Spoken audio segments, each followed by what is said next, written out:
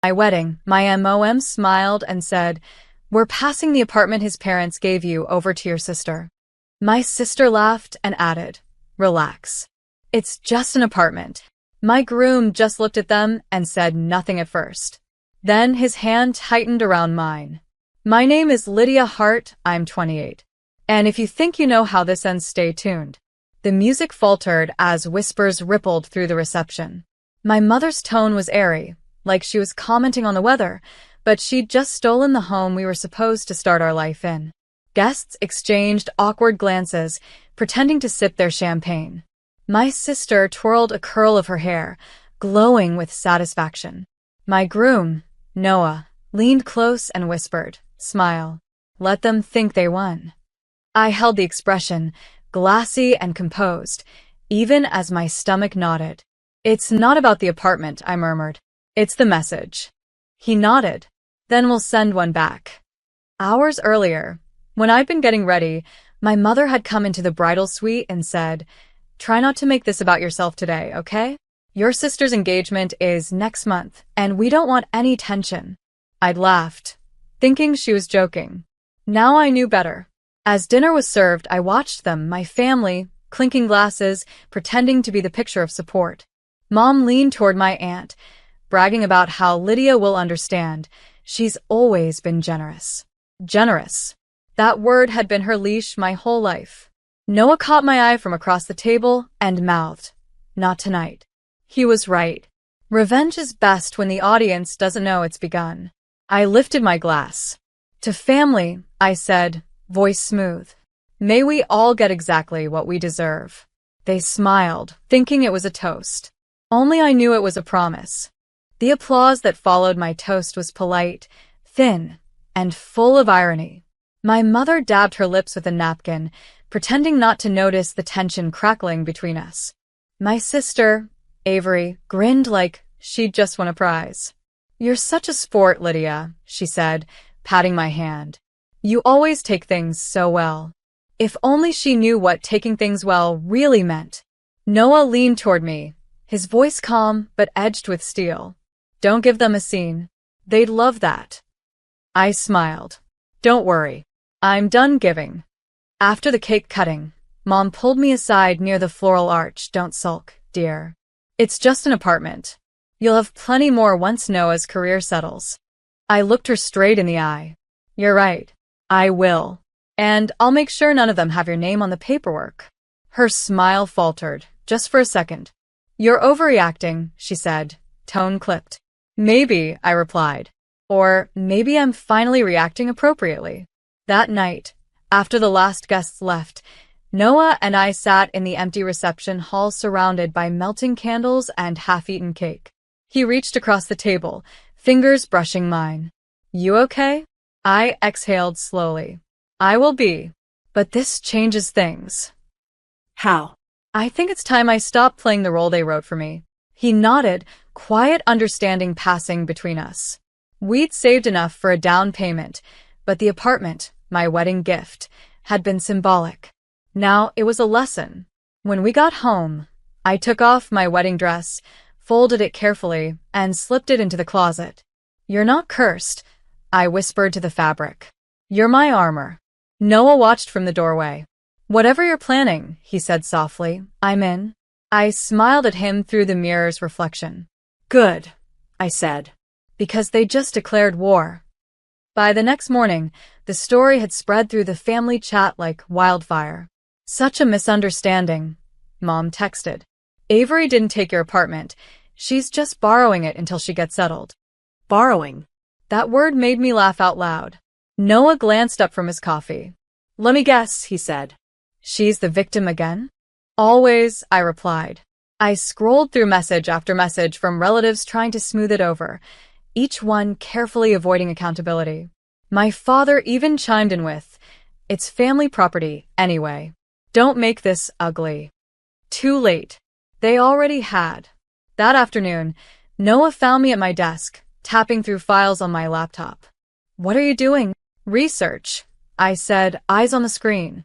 "The apartment is under my name. Mom might think she can reassign it, but legally, she can't transfer what she doesn't own." He smiled. You're not just hurt. You're dangerous when you're quiet. I learned from the best, I said, pulling up the title deed. Her signature's nowhere on it. For days, I played their game, replying to texts with calm, detached civility. Of course, Mom. Whatever's best for Avery. Behind the scenes, I contacted a property lawyer. You're well within your rights, she confirmed after reviewing the documents. They can't touch it without your consent. Perfect, I said. I won't stop them from moving in. I'll just let the truth find them naturally. A week later, Avery and her fiancé posted photos online, posing in front of my apartment. Our new beginning, the caption read. I smiled, hit save, and forwarded the post to my lawyer with one line. Begin the process. If they wanted to play house, they'd better be ready to pay rent. The eviction notice arrived faster than I expected. My lawyer moved efficiently, sending official documentation to Avery's new dream home. When she called, her voice was high-pitched with panic. Lydia, what is this? Mom said it was handled. It is, I said evenly. Handled legally. You're not serious. We already moved in. You moved into my apartment. That was your first mistake. Mom called next, her voice dripping with fury. You're humiliating this family. No, I said calmly. I'm reminding it who earned what. For years, they'd treated me like the dependable one. The one who'd pay, cover, adjust. The one who'd smile while being cut down in public. But something about seeing my sister post in front of my front door like it was hers made the truth impossible to ignore. That evening, Noah came home with takeout and a grin. Your lawyer emailed me. The case is airtight. I exhaled, the tension slowly leaving my shoulders. They'll have to vacate by the end of the month. Want me there when you tell them? I shook my head. No. They need to hear it from me and me alone. 2 days later, I drove to the apartment. Boxes were stacked in the hallway, Avery and her fiancé arguing in circles. Mom stood near the kitchen, red-faced, trying to reason with the property manager. When I walked in, everything went still. Avery's voice cracked. You did this. I met her eyes. You told me to relax. It was just an apartment. So relax. You'll find another. Mom's lip trembled. You're being cruel. No, I said, setting the paperwork on the counter. I'm being clear. As I walked out, Avery shouted after me, You'll regret this. Maybe. But at least the keys in my hand were finally mine again. The following week, the family group chat went up in flames. Screenshots of my betrayal circulated faster than truth ever could. My aunt messaged, Families shouldn't sue family. My cousin added, Couldn't you just share? Share. That word again, the one that had always meant sacrifice yourself so others can stay comfortable. I muted the chat. Noah poured me coffee that morning, sliding the mug across the counter. You did the right thing, he said. I know, I replied, but it's strange. Peace feels louder than their chaos. Later that afternoon, I met my lawyer to finalize the transfer of ownership. Congratulations, she said, handing me the official papers. The title is clean. Completely yours. Finally, I whispered, tracing my name where my mother's once loomed in the background of every decision I made. That night, I went back to the apartment, not to gloat, but to breathe. The place was empty now, faint smell of furniture polish still in the air. I walked through each room, fingers grazing the walls. Every echo reminded me of the years I'd tried to earn what I'd already deserved. Then my phone buzzed, a message from Mom. You've embarrassed us beyond repair. Avery's distraught. We hope you're happy. I stared at the screen, then typed. I'm not happy. I'm free. There's a difference. The message marked read and stayed unanswered. I turned off my phone, sat on the living room floor, and looked around the quiet space that no longer owed anyone anything. Noah joined me, handing me takeout and a glass of wine. So, he said, smiling, what's next? I looked toward the window, city lights flickering like forgiveness I didn't need anymore. I think, I said softly, I'm finally home. 2 weeks later, the silence broke, not from guilt, but from desperation. My father called first. I let it ring out. Then came a text from Mom. "We need to meet. It's about the family trust." Noah raised an eyebrow when I told him. "Let me guess," he said. "Avery's in over her head?" "Worse," I replied. "They used the trust to fund her wedding renovations. Now the bank wants collateral." When I met them at their house, the air smelled like tension and old perfume. Mom sat perfectly straight on the sofa, hands clasped in performative grace. "Lydia, dear, we all made mistakes. Families should help each other, don't you think?" "Sure," I said. Once the family stops treating help like entitlement. Dad cleared his throat. "We just need you to transfer temporary ownership of the apartment to the trust. Only for a few months." I smiled. "You mean the apartment you publicly gave away? The one that's now legally and solely mine?" "Don't be petty," Mom said sharply. "We raised you better than this." I leaned forward. "You raised me to confuse love with obligation. I finally unlearned it." Their faces fell in unison, shocked that I'd stopped speaking their language. "I'm not your safety net," I continued. "And I'm not Avery's consolation prize." Mom tried one last time. "You'll regret being so cruel." "Maybe," I said, standing. "But I'll regret staying small a lot more." I walked out before they could reply, sunlight hitting my face like applause. Noah was waiting in the car, engine running, music low. "How'd it go?" he asked. I buckled my seatbelt, smiling. Let's just say, the trust finally broke. And for once, I didn't feel guilty for letting it.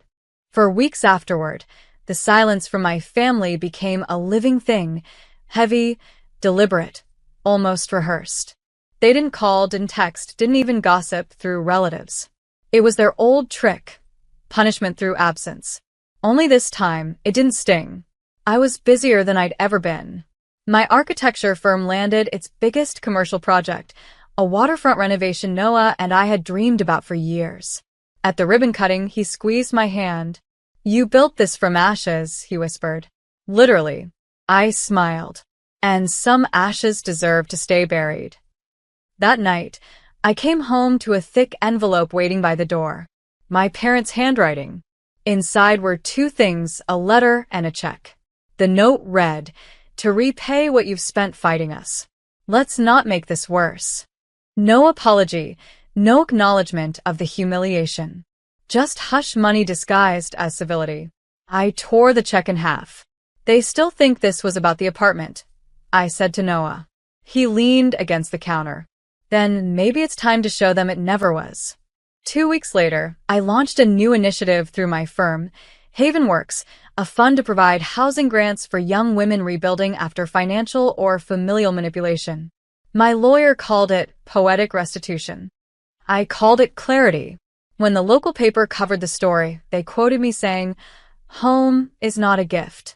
It's something you earn, protect, and never owe anyone for." My mother sent one last message after the article ran, "You've changed." I typed back, "That was the point."